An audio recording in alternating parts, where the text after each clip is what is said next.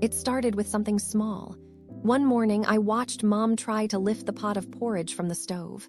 Her hands trembled. She paused, leaned against the counter. "It's heavier than it used to be," she said, half joking. But I knew. It wasn't the pot, it was her body. She wasn't sick, but she was getting weaker. Quietly, gradually. Muscle loss in older adults doesn't make noise, it doesn't scream, it whispers, through slower steps, through dropped spoons, through arms that no longer reach the top shelf. I started reading, Googling, printing out studies, asking doctors. What I found left me stunned. By the time we turn 60, we can lose up to 3% of our muscle mass every year, even if we're healthy. It's called sarcopenia. And it's not just a medical term.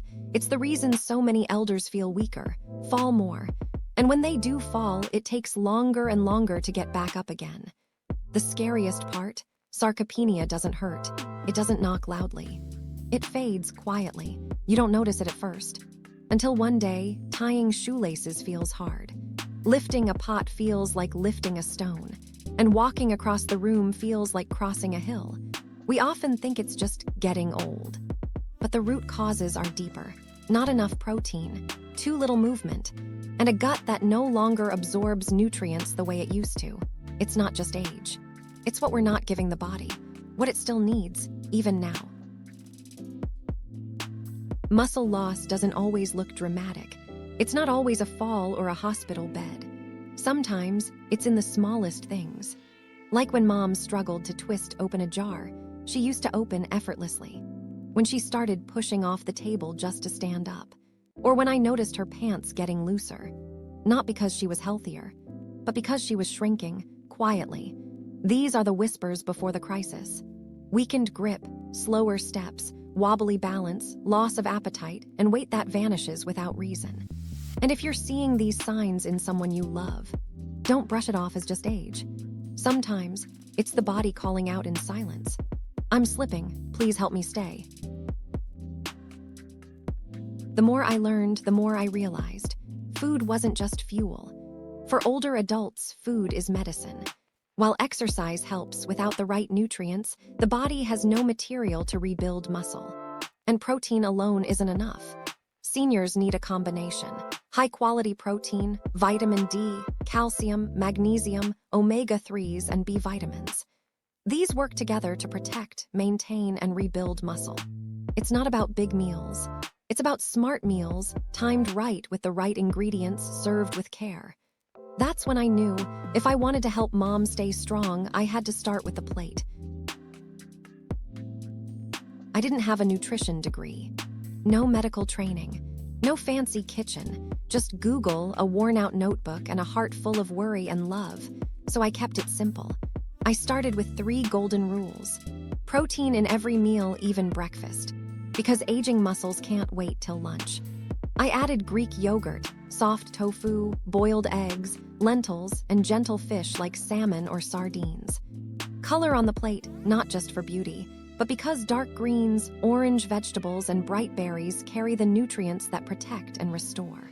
Small, frequent meals, because older bodies get overwhelmed easily. Big plates make them tired, but little, loving meals, they heal. Once I followed these 3, something shifted. Mom stopped skipping meals. Her energy returned gently. And one morning, I saw her lift the kettle without effort. No noise, no drama, just quiet strength coming back. I created a one-day meal plan, nothing fancy, nothing overwhelming. Just food that feels like home. Food that nourishes gently, completely, and lovingly. Breakfast. Warm oatmeal cooked with unsweetened soy milk, chia seeds, and soft banana slices. I added 1 boiled egg for protein and a cup of warm tea. It was soft, warm, and comforting, exactly what her morning needed. Lunch. Grilled tofu seasoned with garlic and a bit of sesame, paired with stir-fried kale and a small bowl of brown rice. A glass of unsweetened almond milk to finish. Balanced, not heavy. Snack. Just a handful of almonds and half an avocado, smooth, fatty in the good way, and gentle on digestion. Dinner. Steamed salmon with carrots and bok choy, alongside a slice of soft whole grain toast. Nothing fried, nothing greasy, just warm food made with quiet care. It wasn't restaurant food, but it was real food made with heart, and it worked. Mom didn't feel stuffed. She didn't feel weak. She just felt right, enough to stand, enough to smile, enough to fall asleep without pain. Sometimes healing begins with the simplest plate.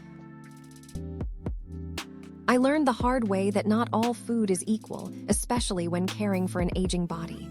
Here, what I focus on now. Choose. Soft protein: tofu, fish, eggs, Greek yogurt, lentils.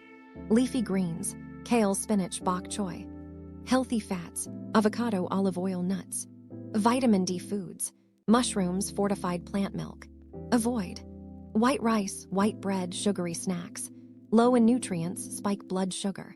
Processed meats: high in sodium, low in usable protein. Fried foods: hard to digest, inflammatory. Changing just a few items made a difference. Food can heal or harm. The choice is daily. We didn't overhaul everything overnight. We didn't empty the fridge or cut out rice completely. We just adjusted gently. One swap at a time. Brown rice instead of white. Tofu instead of processed meat. Oatmeal instead of sugary cereal. There was no big announcement, no strict rules, just quiet shifts. We cooked more, sat down more, and most importantly, we listened. Listened to Mom when she said, "This feels lighter." Listened to each other when we agreed, "Let's keep doing this." Listened to the silence between meals, the kind that felt peaceful, not empty. Within weeks, things changed. Mom stood taller, walked farther, smiled more. She asked to water the garden again. She started humming while eating. The meals helped, yes, but what truly healed her was the love we folded into each bite. A love that didn't shout, just simmered, quiet, warm, and real. If you're watching this, and you're the one who cooks, shops, plans meals, or gently reminds your parent to eat, this moment is for you. I see you. Waking up early, checking the pantry, wondering if the tofu has enough softness today. Boiling eggs just the way they like. Cutting fruit into bite-sized comfort. You do it without applause, without a stage. But I want you to know, what you're doing is sacred. Every spoonful you offer, every soft dish you prepare, every quiet meal you sit through, even when you're tired too. It's not just caregiving, it's love. In one of its purest, most human forms.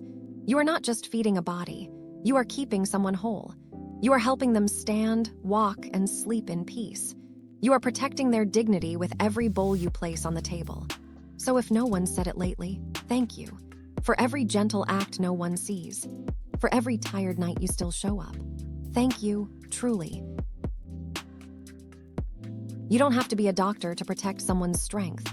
You don't need a nutrition degree to serve healing. You just need one thing: care. Start with one bowl, one better choice, one shared meal. That's where it begins. That's where it grows. If this story touched your heart, share it. Send it to a friend who's caring for their aging parent. Try one recipe together, because food, when given with love, is more than nutrition.